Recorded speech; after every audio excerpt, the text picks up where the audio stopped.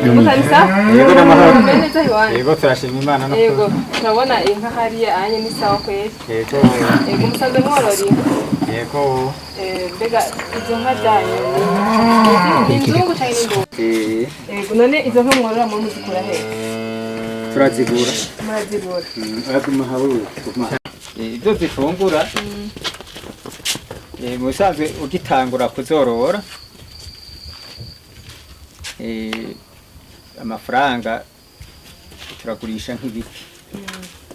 Ibiti cyane cyane nibyo bituma turonka amafaranga yo kugura intuzi itoroto n'isondore nibyo dukunda kuzigaburira.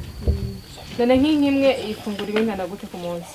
Ibiro bingahe bitubika n'isondore? Inka imwe ndayiha ikiro ku munsi. Canke ibiro bibiri bivanye n'ingene Imana yampezake nkaronka uburyo zirashobora kurya nk'ibiro bitatu canke ibiro bibiri ku munsi ikarya igahaga. Hama kubijanye n'inca no kuzikingira nta ngwara zigwara? Atari kenshi je ndazigaburira ndaziha ibinini gusa.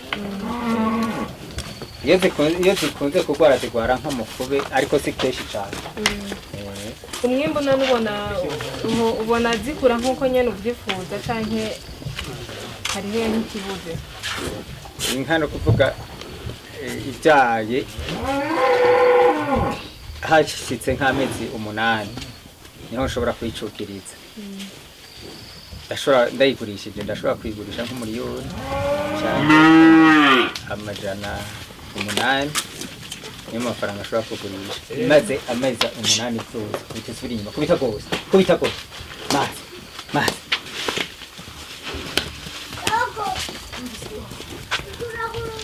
none nta bindi bintu zifungura uretse ibituruto isondori nta bindi bintu zoba zifungura? Ibibingo atirisakoma n'akabundwa mugabo kubera urabona ibitoki tuwe byarahoze kubera yangora ibitoki yaje. N'ikindi zikunda gufungura n'interwa no gwiri. Nico nta kindi zishobora gufungura. Byose kandi urabironka nyene ufise amafaranga urabironka? Ndarima ndateragira ubwatsi mu myaba no ku miserege no hagati mu mivo niho dushobora kuza turatera ico kibingo.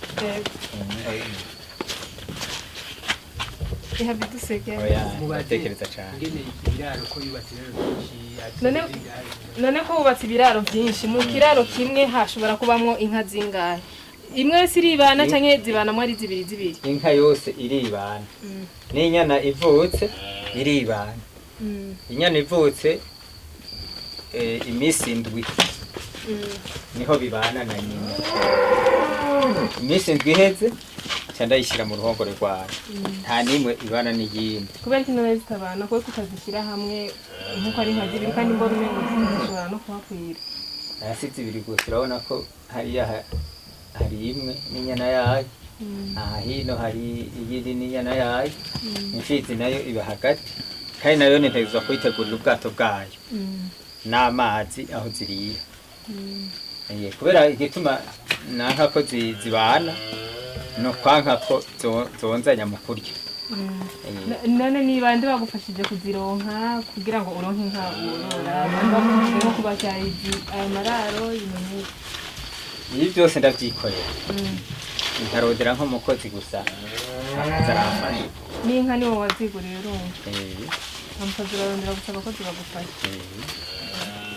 Inka mu kuzigura ngurisha ibiti.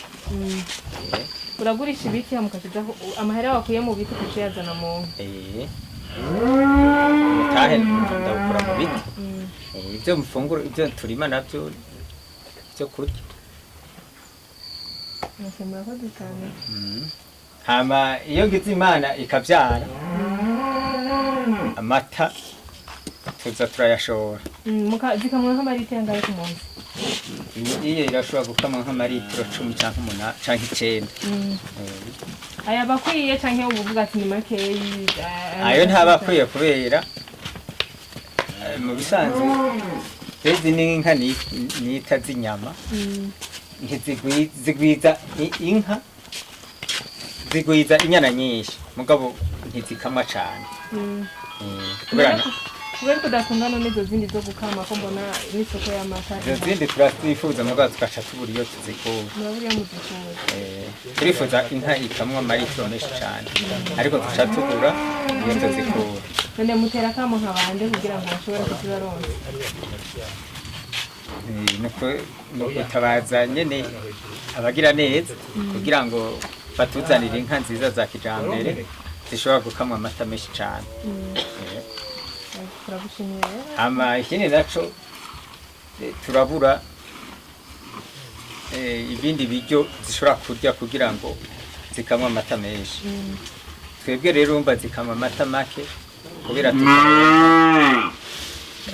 ibyo zirya bikwiye izo njya n'izihe bimwe bita sondre maïs na sondo turakunda rero kuzibura cane ikintu kitubangukira niyo sondore n'imizi nico dushobora kuronka n'ibiti rero hariho ibiti birya by'ibiharage sindi kuba bibyita mukuni ivyo rero navyo ntidushobora kubironka kugira ngo tugaburire inka zishobore kugira amata menshi kandi ikindi naco twe turakunda kubura imfizi zirya zishobora gutanga umwimbu cane tuguma turonka inka za kera rero naho turifuza yuko tuzifasha tukaronka izo nka zituma zikamwa cane turagushimira rero mutama n'ikindi gihe tukabare utuyagire byinshi sawa murakoze Imana ibahezagiye yego namwe ibahezagiye yego sawa mwumva umugisha w'Imana amen